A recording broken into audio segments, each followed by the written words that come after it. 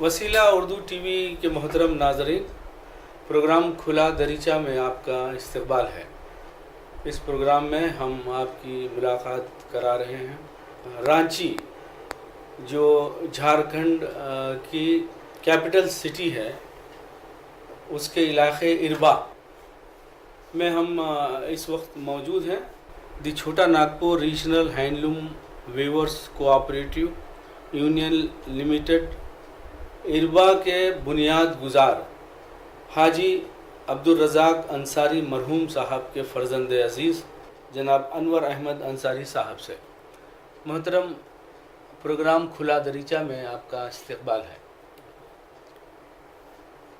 ये हमारी खुशनसीबी है कि आप इस वक्त हमारे प्रोग्राम में मौजूद हैं और हम चाहते हैं कि मुख्तसरन आपका और आपके ख़ानदान का तारुफ़ हमारे नाज़रीन से कराएं।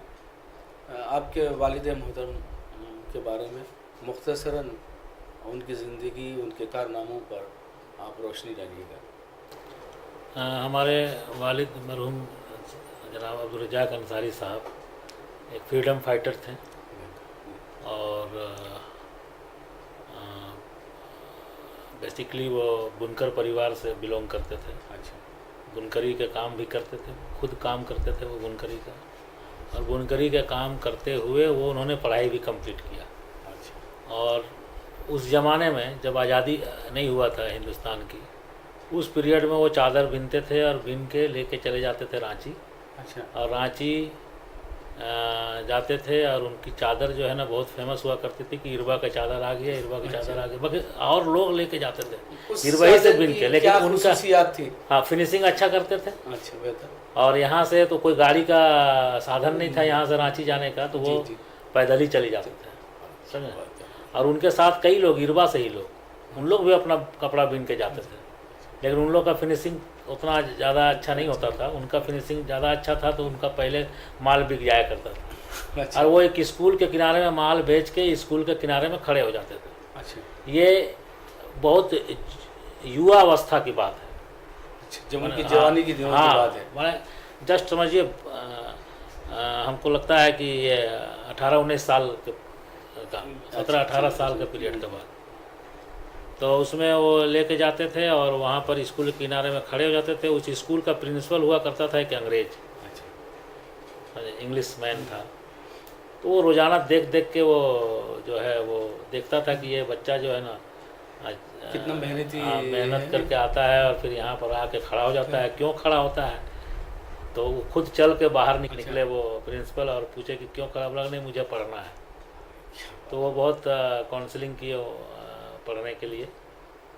मेरे फादर फिर यहाँ से करीब 60-70 किलोमीटर की दूरी पर है एक जगह है जी, जो लोहरदगा, अभी लोहरदगा जिला हो गया है। अच्छा। लोहरदगा जिला और रांची जिला के बॉर्डर में एक जगह है बलसोगरा। अच्छा। एक जगह का नाम है बलसोगरा, नोट कर सकते हैं, बलसोगरा। तो बलसोगरा में वो पढ़ने के लिए चले गए। अच्छा। हाँ, और पढ़ने के लिए चले गए बलसोगरा में। वो पढ़ के निकले, मिडिल पास किए। मिडिल पास उस वक्त का अभी क्या ग्रेजुएशन के बराबर होता है। तो मिडिल पास में डिस्टिंक्शन के साथ पास किए।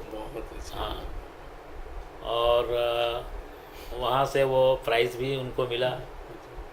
और वहाँ से आने के बाद फिर आज़ादी की लड़ाई में वो शरीक रहे। हाँ, शरीक रहे बराबर, लगातार जेल भी गए वो। अच्छा। भीष्म नारायण सिंह उनके साथी थे, जो अभी डेथ किए हैं वो, जो गवर्नर हुआ करते थे कई स्टेट के, हिंदुस्तान के गवर्नर थे।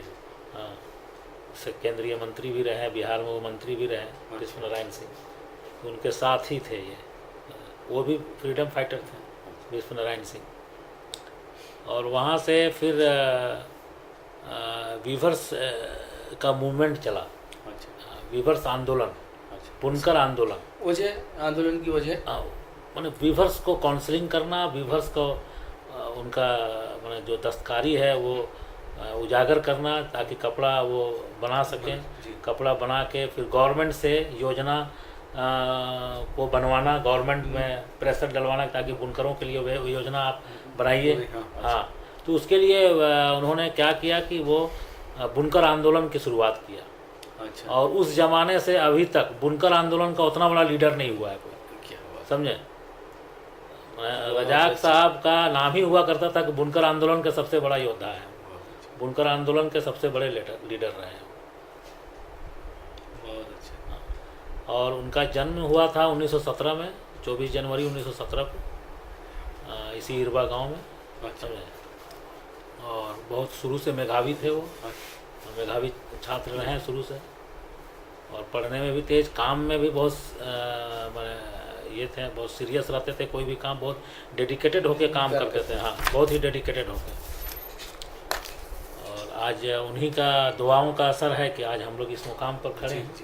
और ये पूरा इरबा गांव, समझे, पूरा का पूरा इरबा गांव, और इस इलाके में इकोनॉमिक कंडीशन को सुधारने के लिए बहुत हद तक उनका बहुत ही सबसे ज़्यादा प्रयास रहा है, समझे।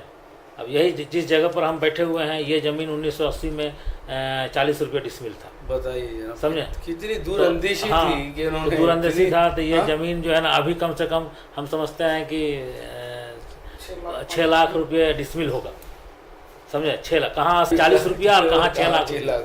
तो ये सब मेरे फादर का दूरअंदेशी का नतीजा है। अच्छा, इस विजन के पीछे आप समझते हैं कि उनका कोई आइडियल रहा है, जैसे मतलब आपके दादा नहीं, या सोसाइटी में कोई ऐसा फर्द उस जमाने में रहा इस विजन के पीछे जिसको इन्होंने फॉलो किया? नहीं, इस विजन के पीछे उनके आदर्श जो हैं, जी जी, वो 2-3 लोग रहे हैं। उसमें से अब्दुल कयूम अंसारी साहब रहे हैं, अच्छा, आप जानते होंगे उनको। दूसरा पंडित जवाहरलाल नेहरू रहे हैं। पंडित जवाहरलाल नेहरू उनका पीठ थपथपाए जब रांची वो आए तो, हैं। और सरदार पटेल भी रहे। सरदार पटेल उनको दिल्ली बुलाए उस पीरियड में। तो ये उनके आदर्श थे। हाँ। आप कितने भाई हैं और उनकी क्या मसरूफियात हैं? हम 5 भाई हैं, बट एक भाई इंतकाल किए, अभी 3 साल हो गया उनका इंतकाल किए हुए। और 4 भाई अभी हैं। 4 भाई में एक बड़े भाई हैं जो हॉस्पिटल संभालते हैं, दूसरे वाले भाई पॉलिटिकल में हैं, बीमार रहते हैं, बट पॉलिटिकल ये हैं। तीसरे भाई जो हैं वो बिजनेस करते हैं, और 5वें में हम, चौथे भाई, तीसरे वाले भाई डेथ किए, चौथे भाई बिजनेस करते हैं। पर जितने भी डेवलपमेंट हुआ, चाहे ये हॉस्पिटल हो, चाहे एजुकेशन हब हो, चाहे मैंने एजुकेशन हब में चाहे वो नर्सिंग कॉलेज हो, चाहे पारा मेडिकल कॉलेज हो, ये सारा विज़न जो है ना अब्दुल रज़ाक अंसारी साहब का ही था। हाँ, अब्दुल रज़ाक अंसारी साहब का हॉस्पिटल का विज़न था, इसलिए कि उस पीरियड में, उस ज़माने में इरबा ही जैसा जगह में क्या होता था कि इरबा को लोग जो है ना, अगल बगल गांव के लोग बोलते थे कि नहीं, इरबा शहर है हम लोग के लिए। अच्छा, मैंने इरबा उस वक्त एकदम देहात था। बट इरबा को इसलिए कि नेशनल हाईवे के ऊपर था। अच्छा, तो नेशनल हाईवे के ऊपर था तो लोग समझते थे, जितने भी लोग बीमार उमार पड़ते थे आंधी तूफान में, बारिश में, तो सब मेरे फादर के पास आ जाया करते थे कि नहीं, हमको गाड़ी दीजिए, हम हॉस्पिटल ले जाएंगे। तो मेरे फादर का वहीं से दिमाग जो है ना घुमा कि नहीं, एक अस्पताल क्यों नहीं हम अस्पताल ही यहाँ बना दें, समझे। तो वो विजन से यहाँ अस्पताल बना, समझे। फादर बोला करते थे कि एक हॉस्पिटल ऐसा बना देंगे यहाँ पर कि कम से कम प्राइमरी इलाज हो जाए यहाँ पर। अच्छा, प्राइमरी इलाज। हाँ। तो इसी बीच फादर जो है ना हमेशा जाया करते थे मद्रास अपना इलाज कराने के लिए। अच्छा, विश्व नारायण सिंह जी उस वक्त वहाँ पे के गवर्नर हुआ करते थे। अच्छा, तो वो हमेशा फादर जो है ना स्टेट गेस्ट होते थे। अच्छा, और डॉक्टर प्रताप रेड्डी जो है ना फादर को देखते थे, और देखते देखते ऐसा हुआ कि फादर से बहुत घनिष्ठ संबंध हो गया। अच्छा, तो फादर जब इंतकाल किए तो प्रताप रेड्डी को बहुत हमारा सदमा पहुंचा। उन्होंने कहा कि नहीं, रजाक साहब अक्सर हमें बोला करते थे कि नहीं, एक हॉस्पिटल बनाएंगे, समझे। तो हम लोग को बोले प्रताप रेड्डी कि आप ऐसा हॉस्पिटल, हमारे बड़े भाई को बोले कि ऐसा हॉस्पिटल बनाओ कि देश में नाम होगा, समझे।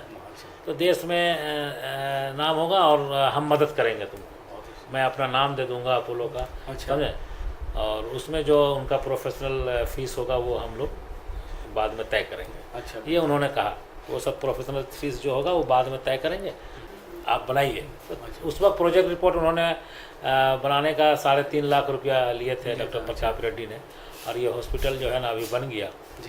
मैंने 95 में इसका कंप्लीट हुआ, 96 में ये उद्घाटन हुआ इसका। तो हम लोग हमेशा सोचा करते थे कि 96 में जब उद्घाटन हुआ यहाँ पर एकदम वीरान था, यहाँ पर कुछ था नहीं। अच्छा। हाँ, तो फिर सब लोग बोला कि नहीं हॉस्पिटल बन गया, इतना बड़ा बिल्डिंग बन गया, सब डूब जाएगा।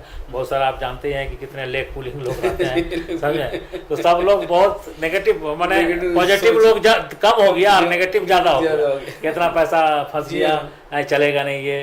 तो फर्स्ट डे हुआ तो हम लोग भी कभी सोचने लगे कि नहीं इतनी रकम आपने इसमें लगाई लेकिन है, हम लोग भी क्या सोचे कि नहीं, लगता है कि ये गलत डिसीजन हो गया, समझे। प्रताप रेड्डी पता नहीं क्यों सोचे ऐसा। हम लोग छोटा मोटा प्राइमरी हेल्थ सेंटर बना देते हैं, हाँ वो ज़्यादा अच्छा रहता। कितने बेड का ये 200 बेड का, 200 बेड का बिग हॉस्पिटल है। हाँ, बहुत अच्छे। और कौन कौन से इसमें डिपार्टमेंट बताता हूँ मैं फिर क्या किया कि हम लोगों ने क्या, मेरी मदर उस वक्त जिंदा थी। मेरी मदर बोली कि ऐसा है कि जाने दो, अरे जब ये फादर का सपना था तो बनाओ, कोई हर्ज नहीं, अगर पैसा डूब जाएगा पूरा तो तुम लोग, इतना है कि इतना खेत उत है कि उसका खेती से तुम लोग खा पी सकते हो, कोई घबराने का बात नहीं। मेरी मदर हिम्मत थी। लेकिन मेरी मदर एक बात और बोली कि हॉस्पिटल बना लिए हो ठीक है, जितना भी विडो लेडी है यहाँ पर, जी विडो, हाँ विडो, अच्छा, वो सबको हाउस कीपिंग में नौकरी दे दो। क्या बात है, समझे। और अल्लाह के करम से सब विडो लेडी जो है अभी भी वही लोग नौकरी करती है यहाँ पर, करीब 8-10 हज़ार का सैलरी उठा रही है। ये मेरी मदर का, मेरी मदर खुद यहाँ की रहने वाली थी। अच्छा। हाँ, और कंप्लीट जब शादी से पहले मेरी मदर, मेरे फादर बताया करते थे, मेरी मदर भी बताती थी कि शादी से पहले मेरी मदर जो है इलिटरेट थी मेरी मदर। तो शादी जब हुई तो मेरे फादर बोले कि नहीं पढ़ाई तो करना पड़ेगा, तो पढ़ाई मेरी मदर को करवाए। देखिए और पढ़ाई करवा के जनाब उस जमाने में इतने मतलब वसूल नजर और कुशादा दिल। आज तो पढ़ी लिखी लड़कियों से शादी करके रोक देते हैं कि भाई अब बस हो गया, अब मत कीजिए पढ़ाई। पढ़ाई इस काबिल बना दिए मेरे फादर मेरी मदर को जी कि गवर्नमेंट स्कूल से हेडमिस्ट्रेस होकर रिटायर की। अरे क्या बात है, तो बहुत बड़ी बात है। और उस पीरियड में गवर्नमेंट अभी ना है, गवर्नमेंट ऑफ इंडिया अभी ना स्वच्छ भारत कर रही है। जी। उस पीरियड में मेरे फादर हर मस्जिद में, हर नुक्कड़ सभा में, या जो भी छोटा मोटा सभा होता था चौराहा में, उसमें ऐलान करते थे कि भाई तुम लोग अपनी बहू बेटियों को मैदान में मत भेजो टॉयलेट के लिए, तुम लोग घर पर बनाओ। और कई जगह टॉयलेट बनवाए, कोई भी किसी तरह से योजना से जो भी है अपना पैसा देके या कोई योजना से फिर करवाए। ये तो हम लोग के याद में, ये हम लोग का बचपना में इरबही गांव का लेडीज लोग बाहर चली जाती थी, समझे। कम से कम ये है कि इस सब चीज़ से अभी हम लोग महफूज है, समझे। ये सब चीज़ इलाका पूरा महफूज हो गया।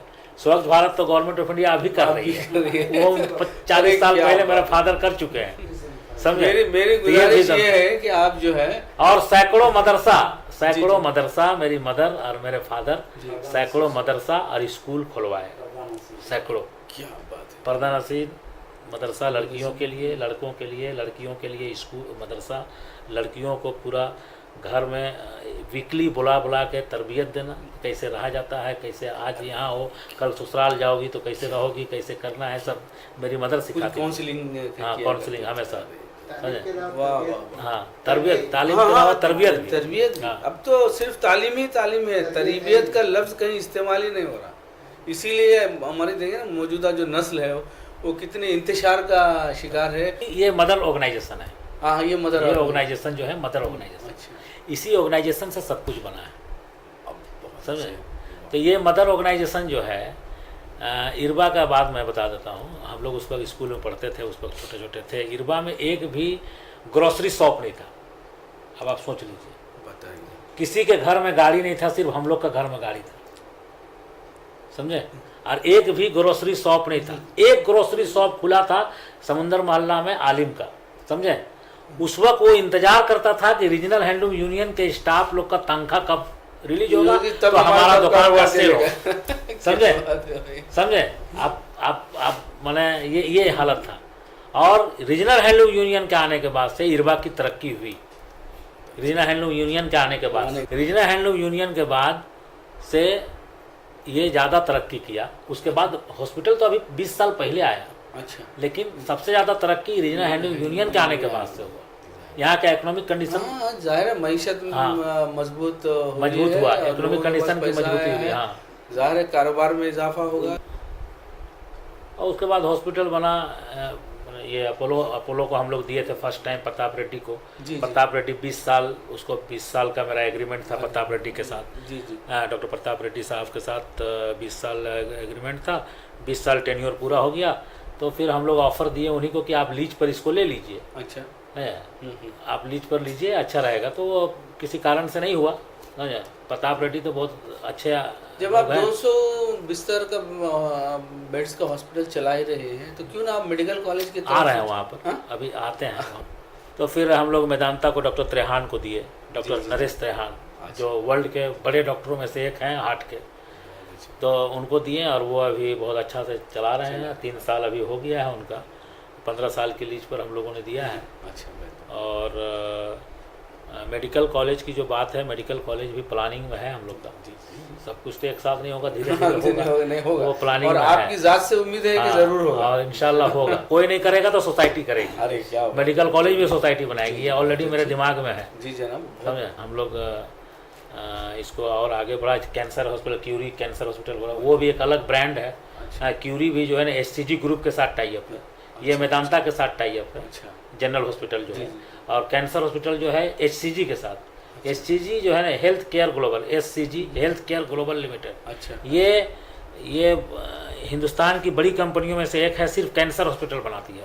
बेंगलोर बेस्ड कंपनी है। अच्छा, NRI अमेरिकन लोग हैं, इंडियन लोग हैं, अमेरिका में रहते थे। हाँ, ये बेंगलोर बेस्ड कंपनी है और ये बहुत ही अच्छा चला रहे हैं अभी क्यूरी।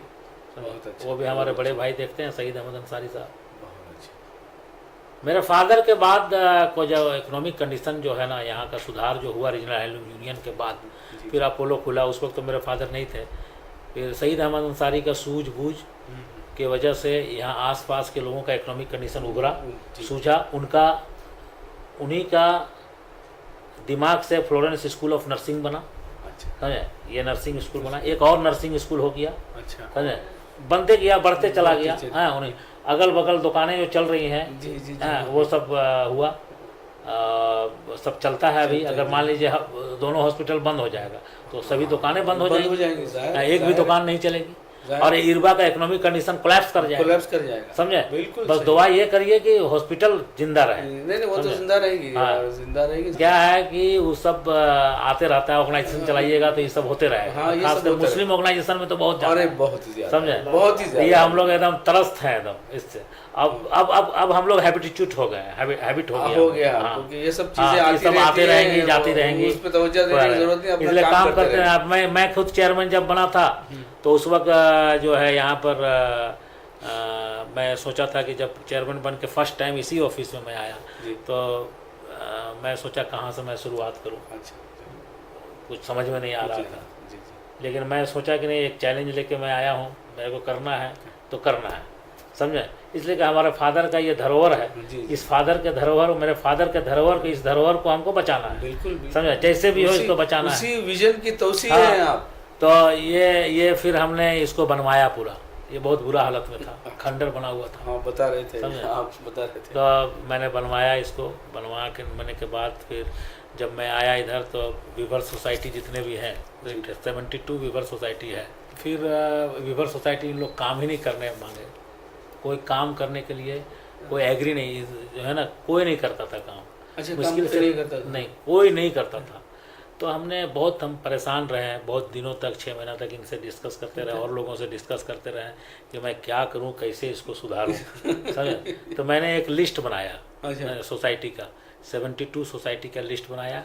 उसमें 3 कैटेगरी हमने रखे, A, B, C।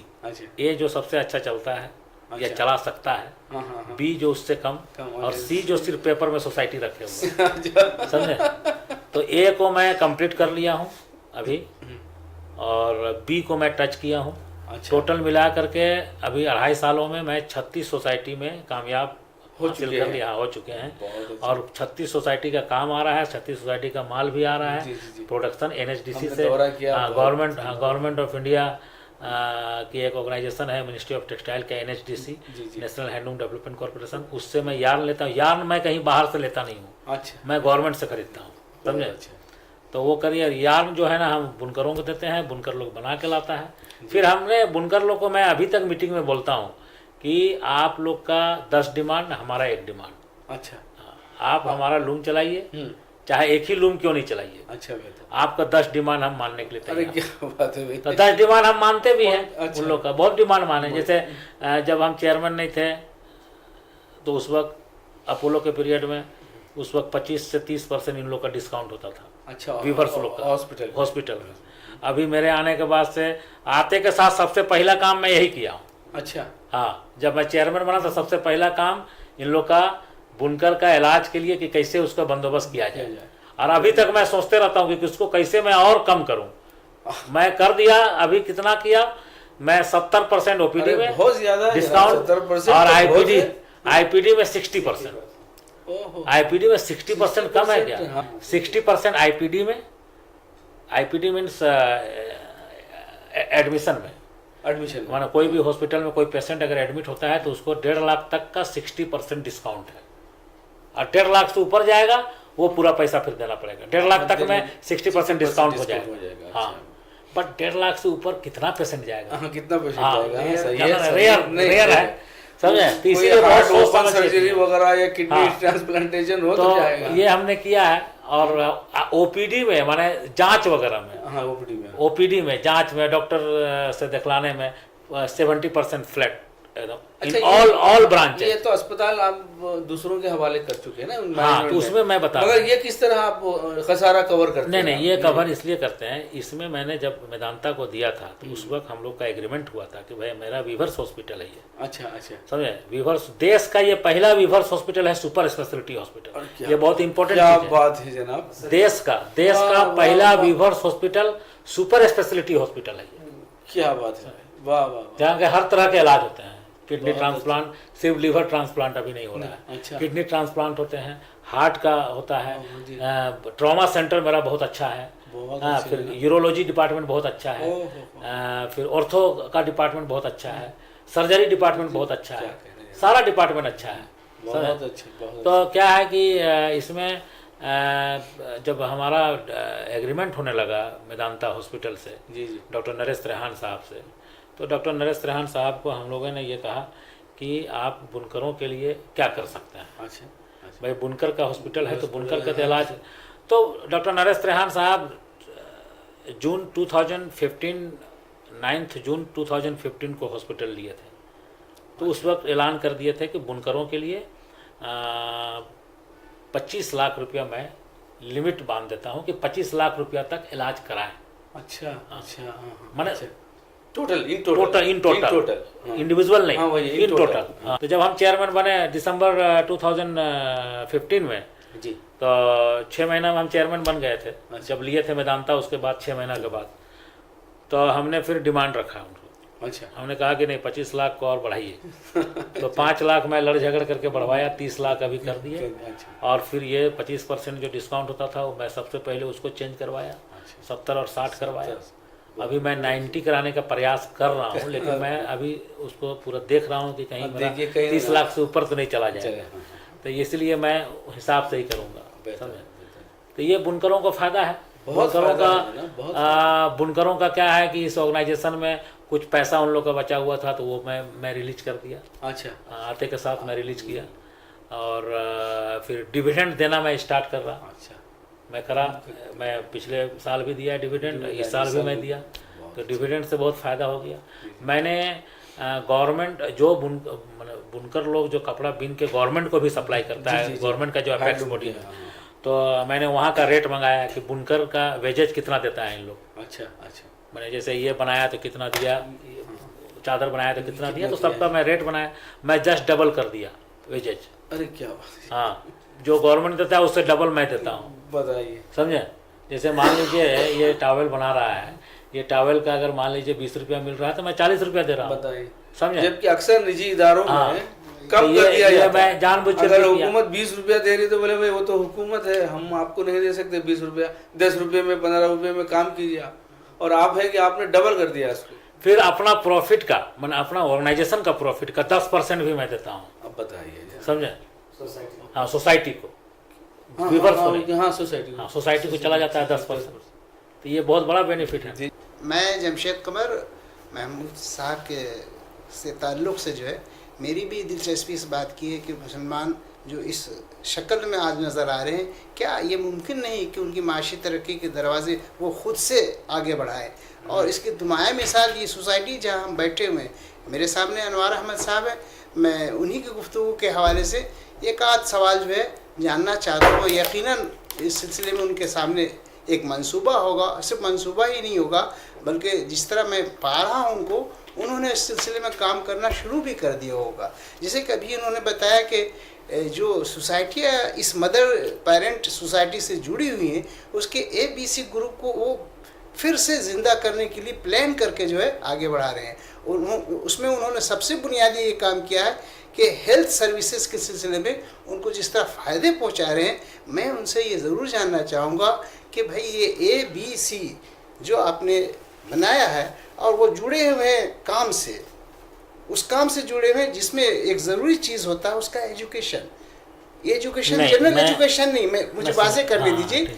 वो जिस काम को कर रहे हैं उसके बहुत से रिफ्रेशर या ओरिएंटेशंस के भी प्रोग्राम्स होते हैं, जहाँ वो एक मकाम पर आए और एक ख़ास तरह के कोर्स जिससे वो अपने उस काम को, प्रोडक्शन को, उस दस्तारी को और ज़्यादा बेहतर बना सके। मेरे ख्याल में आपके पास मंसूबा होगा और आप उस लाइन पर ज़रूर सोच रहे होंगे। मैं चाहता हूँ कि कुछ एकदम मैं सोच रहा हूँ उसमें बहुत ज़रूरी सोचना है, इसलिए कि अगर हमारे कौम पढ़ाई लिखाई पर ध्यान नहीं देंगे तो फिर वो गड़बड़ है। क्या है कि जब मैं इधर चेयरमैन बना था तो उस वक्त मैं सोचता था कि ये सोसाइटी कैसे काम करेगी। तो उस वक्त मैं 3 फेज में इसको बांटा, ABC करके, A B और C। तो उसमें मैंने देखा कि इन लोग की माली हालत प्लस इन लोग की एजुकेशन, इन लोग की लड़कियों की शादी, समझे, ये सब हमने सोचा। और फिर एक हमने बनाया बुनकर वेलफेयर फंड। उसमें अभी हम गवर्नमेंट से परमिशन मांगे हैं कि आप इसमें परमिशन दीजिए और मैं इसको करूँगा। गवर्नमेंट एक लेटर भी आया है और मैं उस पर अभी प्रयास कर रहा हूँ कि वो हो जाए। तो उसमें हमारा 2 चीज़ है, बुनकर के बच्चे और बच्चियों को तकनीकी शिक्षा में, टेक्निकल एजुकेशन में स्कॉलरशिप देना, नंबर 1। नंबर 2, जितने भी बुनकर परिवार की लड़कियां हैं उनको शादी में मदद करना। जैसे बुनकर परिवार की लड़कियां हैं, उसमें मान लीजिए अगर किसी का शादी में 1 लाख खर्चा है या 80,000 खर्चा है तो 30,000 40,000 बुनकर वेलफेयर फंड की तरफ से दे दिया जाए। तो ये मेरा बहुत ड्रीम प्रोजेक्ट है, ये समझिए। इसलिए कि हमको खुद मालूम है कि बुनकर लोग, बुनकरी जो करता है कि एक वक्त का खाना वो खाता है तो दूसरा वक्त का उसको सोचना पड़ता है, समझे, ये हमको मालूम है। ये बहुत अंदर तक हम गए हुए हैं इसमें। ये मैं गवर्नमेंट को इसीलिए मैं लिखा, सिर्फ ये जानना चाहते थे कि भाई टेक्सटाइल इंडस्ट्री एक अलग शोबा है जिसमें डिज़ाइनिंग से लेकर नए से नए जो प्रोसेस से जो है क्या नाम बुनाई के कामों को हाथ से भी किया जाता है और मशीनों से भी किया जाता है। तो इन बुनकरों के लिए भी आपके पास यकीनन मंसूबा होगा। इस ऑर्गेनाइजेशन में 86 to 88 तक गवर्नमेंट का फंड था। 1986 to 88 जिस वक्त उस वक्त बिहार हुआ करता था, उस वक्त झारखंड नहीं हुआ करता था। झारखंड बाद में बना, 2000 में बना। तो उस वक्त हमारे मरहूम वालिद साहब जिंदा थे। तो उस वक्त गवर्नमेंट ऑफ बिहार ने टोटल 5 या 6 एपेक्स बॉडी था इसी टाइप का। जैसे ये हमारा ये एपेक्स बॉडी है, ये एपेक्स बॉडी है। तो इसी टाइप का और 4 या 5 था। वो भागलपुर था, पंडोल था, बिहार शरीफ था, सिवान था, ऐसा कुछ था। दो था, 5 था। तो जितने भी कोऑपरेटिव सोसाइटीज़ का एपेक्स बॉडी है उसमें कोई ज़रूरी नहीं है कि खाली वीवर्स, कोई ज़रूरी नहीं है कि वीवर्स का 5 एपेक्स बॉडी था, 5 या 6, समझे, 5 या 6 था। और बाकी एपेक्स बॉडी था दूसरे टाइप का, जैसे मछली पालन का या फिर और सब मतलब बहुत सारा का एपेक्स बॉडी होता है कोऑपरेटिव सोसाइटी का। तो उसमें उस वक्त भागवत आजाद यहाँ पर चीफ मिनिस्टर हुआ करते थे, भागवत आजाद कांग्रेस का। तो भागवत आजाद ने इसका रिव्यू मीटिंग किया कि भाई पैसा गवर्नमेंट से जो लिया है, ये बहुत इंपॉर्टेंट बात मैं बता रहा हूँ, पैसा गवर्नमेंट से जो लिया है जो लोग एपेक्स बॉडी, उसमें weavers society weavers apex body खाली नहीं है, बहुत सारा एपेक्स बॉडी है। तो इन लोग की रिव्यू करिए कि इन लोग क्या खर्चा किया, कितना डेवलपमेंट किया। तो सबका रिव्यू हुआ, सब लोग को वक्त दिया गया कि इतना तारीख तक आप लोग जो है ना बताइए क्या क्या किए आप लोग, और क्या नहीं तो फिर पैसा वापस करिए। तो ऑर्डिनेंस ले आया भागवत आजाद, असेंबली में ही ऑर्डिनेंस ले आया, अध्यादेश ले आया कि ये सारे सोसाइटीज को जो है ना एपेक्स बॉडीज को, ये सारे एपेक्स बॉडीज को सुपरसीड कर दीजिए, सबको टाइम एक मुकर्रर कर दीजिए।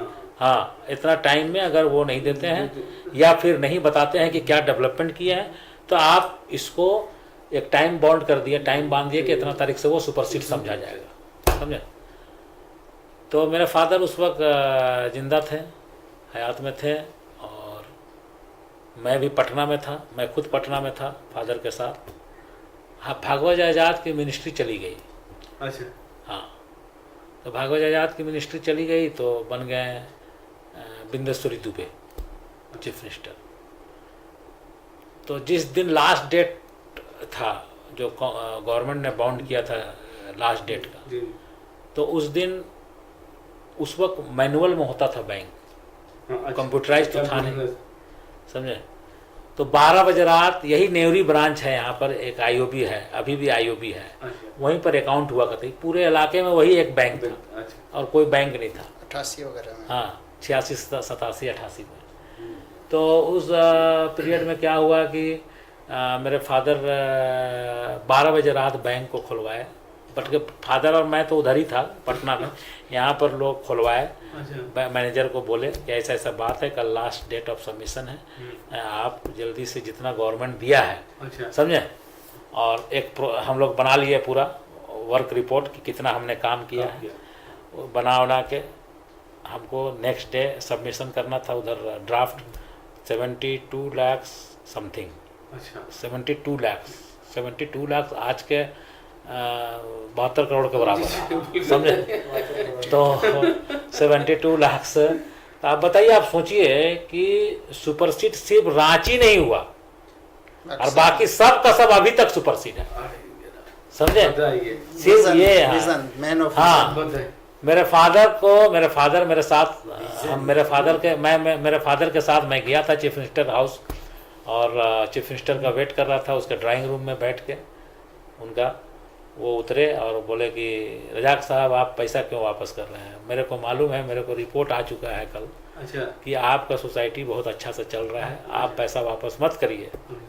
तो मेरे फादर का यही जवाब था कि ऐसा है दुबे साहब कि ज़िंदगी का कोई भरोसा नहीं है, इसलिए मैं चाहता हूं कि अपनी ज़िंदगी में मैं अपने बच्चों को और अपने बुनकर भाइयों को बोझ दे के नहीं जाना चाहता, समझे।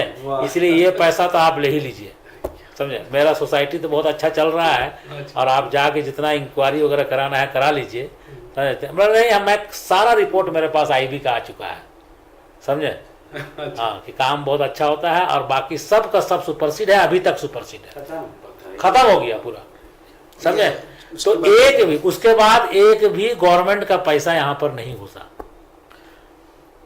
और उसके बावजूद भी इंक्वायरी पर इंक्वायरी हम लोग कर रहे हैं, इंक्वायरी का फेस कर रहे हैं, कोई हर्ज नहीं है उसके बावजूद। हाँ, उसके बावजूद काम का जो है सिलसिला बंद नहीं हुआ, समझे। तो ये बहुत बड़ा ये है। अब रही बात प्रोफेसर साहब का बात का, जैसे ये इससे जुड़े बहुत लोग को जोड़ रहे हैं, ऐसा बात नहीं, उसमें सक्सेस किए हम लोग। अब आजकल ज़माना चेंज हो गया, आजकल लड़के लोग का दिमाग जो है वो मैंने अलग हो गया है, समझे। तो लेकिन इसको भी प्रयास करने से बहुत हद तक इसमें हम लोग कामयाब हो सकते हैं, ऐसा नहीं है कि नहीं, उस पर हमारे जारी है। हम ट्रेनिंग वगैरह करवा रहे हैं बहुत जल्दी। हाँ, विवर सर्विस सेंटर ऊपर में मैं जगह दिया हुआ हूँ। विवर सर्विस सेंटर को फ्री ऑफ कॉस्ट, कोई रेंट नहीं देता है गवर्नमेंट ऑफ इंडिया। अच्छा, गवर्नमेंट ऑफ इंडिया को हम जगह फ्री में दिए हुए हैं, अच्छा, समझे। ट्रेनिंग के लिए। हाँ, 10 साल से ऐसे लेके रखे हुआ है। जब चेयरमैन हम बने तो हम इंक्वायरी किए कि भाई भाड़ा क्यों नहीं देता है, तो यहाँ तक कि इलेक्ट्रिक बिल भी नहीं देता था। अच्छा, तो इलेक्ट्रिक बिल तो अभी देना स्टार्ट किया, भाड़ा भी हम ले लेंगे उससे। वही ट्रेनिंग सबको देगा बहुत अच्छा, बुनकर। बहुत ये ज़्यादा आम है। तो ये मैं करवा रहा हूँ, कोशिश कर रहा हूँ कि तकनीकी सलाहियतों में इजाफा होगा, क्वालिटी में भी इजाफा होगा। क्वालिटी में इजाफा अब ये है कि इसमें क्या है कि हमारा ऑर्गेनाइजेशन में क्या था कि आप बायलॉज संशोधन कराना था। तो इसमें मेरे फादर के इंतकाल के बाद से बायलॉज का संशोधन नहीं हो पाया। कोशिश किया लोग, हमारे से जो पहले लोग थे उन लोग कोशिश किया, बायलॉज का संशोधन नहीं हो पाया। जो बायलॉज संशोधन हमको ज़रूरी था कराना, तब ना हम काम आगे बढ़ सकते थे। तो इन लोग बहुत कोशिश किया, तो नहीं हुआ। नहीं होने के बाद जो है ना 20 बार कोशिश किया इन लोग, बिहार में और झारखंड में दोनों जगह मिला के, समझे। 20 साल से कोशिश कर रहा था, नहीं हुआ। तो फिर हम जब आए तो सबसे पहला काम मेरा यही था, पहला काम, हाँ, कि बायलॉज का संशोधन कराना। एक आखिरी तो, सवाल। तो इसमें हम बायलॉज का संशोधन कराएं। अच्छा, बायलॉज का संशोधन ये कराए कि हस्तकरघा क्यों, हस्तकरघा ही क्यों, खाली मैंने हैंडलूम ही क्यों खाई, हम ऑटोलूम भी लगाएंगे। तो ये संशोधन कराना जरूरी था। अच्छा, मैंने हैंडलूम या इसके अतिरिक्त ऑटोलूम, दोनों ऑप्शन आपने, दोनों ऑप्शन सामने रखा।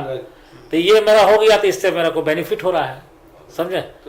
प्लस हमको बहुत सारा चेंजेस कराना था, वो सब हम करा लिए। एक आखिरी सवाल, इसके बाद हम समाप्त करेंगे। हम ये जानना चाहते हैं कि आप कहते हैं कि आप यार्न जो है गवर्नमेंट ऑफ इंडिया से लेते हैं, तो यार्न के जो शक्लें आज नज़र आ रही हैं कि वो कहीं बिल्कुल कॉटन बेस है और कहीं जो वो पॉलिस्टर बेस है, और पूरी दुनिया में जो है इस वक्त के मिजाज बन रहा है पॉलिस्टर बेस को, चूँकि वो हेल्थ हिफाजत को जो है बढ़ावा दे रहा है, तो वो कॉटन को जो है बेस बना रहा है। तो आप जिस तरह दूसरी हिंदुस्तान की कंपनियां हैं जो कॉटन बेस को जो इंडस्ट्री को फ़रोग दे रही, तो मेरा ख्याल है आपको भी उसका क्या नाम है एक विज़न होगा, और हम समझते हैं कि शायद आपने भी कॉटन बेस जो है, जो आप प्रोडक्शन देते हैं, जो प्रोडक्ट्स देते हैं, उसको कम्पीट करना इंडियन मार्केट में भी और इंडिया से बाहर के मार्केट में, उसके बारे में। इसमें कॉटन को ज़्यादा तरजीह दिया जाता है। हैंडलूम 100% कॉटन होता है, और हम चाहते हैं कि कॉटन का ही बेस्ट से बेस्ट क्वालिटी दें हम। और हम कर रहे हैं। अभी हमारा एक नया शोरूम खुला है GL चर्च शॉपिंग कॉम्प्लेक्स में। अच्छा, उसका रिस्पॉन्स अच्छा है। आप अगर रांची जाइएगा तो जाकर देख सकते हैं। जरूर चलेगा। अभी धीरे धीरे हम एयरपोर्ट में शोरूम खोलेंगे। लेकिन हैंडलूम क्या है कि हैंडलूम और खादी दोनों एक ही चीज़ है, दोनों हाथ से ही बनता है, दोनों बुनकर ही बनाते हैं। तो गवर्नमेंट का इसमें हम बताना चाहेंगे, ये आप लोग इसको दिखलाइए, गवर्नमेंट ऑफ इंडिया का गलती क्या है। अच्छा, कि गवर्नमेंट ऑफ इंडिया ने खादी को GST फ्री कर दिया और हैंडलूम को GST फ्री नहीं। ऐसे क्यों? अब इसमें क्या है कि बुनकर लोग सब मारे जा रहे हैं, बुनकर लोग डायरेक्ट चोट पहुंच रहा है। तो इसमें हमारा बस सेंट्रल गवर्नमेंट से यही अपील है कि GST फ्री जैसे खादी को किए हैं वैसे हैंडलूम को भी करें। मगर इसका जवाब क्या है? ये हम प्रयास कर रहे हैं। अभी हम प्रधानमंत्री को भी लेटर लिखे हैं। जी जी। हम समझते हैं कि कुछ ना कुछ जवाब आ जाएगा, इसलिए कि हम उनके आप अदालत के भी दरवाजा खटखटा सकते हैं। हम सीनियर लीडर लोग को भी हम उसमें रिक्वेस्ट किए हैं। बीजेपी के जो सीनियर लीडर, आज ही सुबह में मॉर्निंग में बात हुआ है। और बहुत जल्द हम यहाँ पर एक हैंडलूम हाट ला रहे हैं। अच्छा, ये नेशनल हाईवे के ऊपर में। अच्छा, तो हाँ, हैंडलूम हाट का मतलब ये है कि हैंडलूम हाट जो है इसमें सभी स्टेट गवर्नमेंट के, जैसे आंध्रा गवर्नमेंट का आंध्रा हैंडलूम जो है वो उसका शोरूम इधर खुलेगा। कॉपटेक्स से मेरी बात हो गई है, अच्छा, तमिलनाडु गवर्नमेंट से, उसका शोरूम बहुत बड़ा खुलेगा। प्रोजेक्ट। तंतुजा से मेरी बात हो गई, तंतुजा आके सर्वे भी करके चला गया। अच्छा, स्पेशल कलकत्ता से आया। जी जी। गंगोत्री यूपी गवर्नमेंट का, उससे मेरी बात हो रही है। तो ये सबसे बात हो रही है। झारखंड गवर्नमेंट का जो ये है, जैसे झारक्राफ्ट हो गया, फिर झास्को लैंप हो गया, झामको फेड हो गया, तो ये सब जो है उस सबसे मेरी बात हो गई है। खादी ग्राम हो गया यहाँ का, तो सबसे बात हो चुकी है मेरी। खादी ग्राम ऑलरेडी ओके कर दिया है कि मैं करूँगा। ये मैं ला रहा हूँ, बेस्ट प्रोजेक्ट है। ये मैं ला रहा हूँ। आज ही मेरी बात हुई है दिल्ली।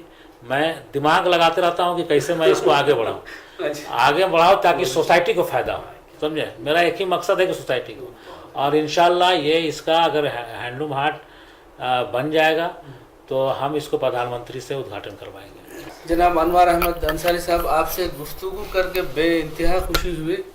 जिस तरह हमने आपके वालिद मोहतरम हाजी अब्दुल रज़ाक अंसारी साहब की सरगर्मियों और उनके विज़न के बारे में हमने सुना था, उनके नक्शे क़दम पर, अपने वालिद मोहतरम के नक्शे क़दम पर चलकर आप जो कर रहे हैं, ये हमारी नई नस्ल के लिए एक खुश आइन बात है। और हम ये पैगाम देना चाहते हैं आपके हवाले से कि जो नई जनरेशन है और जिन कामों को उनके आबा व अजदाद ने कौम के फ़ायदे के लिए, इंसानियत के फ़ायदे के लिए जिन कामों का उन्होंने आगाज़ किया था, उसके सिलसिले को जिस तरह आपने जारी रखा है उस तरह सब जारी रखें। आपसे मिलकर बहुत खुशी हुई और उम्मीद करते हैं कि आइंदा नस्ल भी आपके नक्शे क़दम पर चलकर आपके ही कामों को उसको वसअत देंगे। और मेरा ख़्याल है आपने इसकी मनसूबाबंदी भी की होगी। और बेहद शुक्रिया कि आपने वसीला टीवी के लिए अपना कीमती वक्त दिया है। शुक्रिया, शुक्रिया।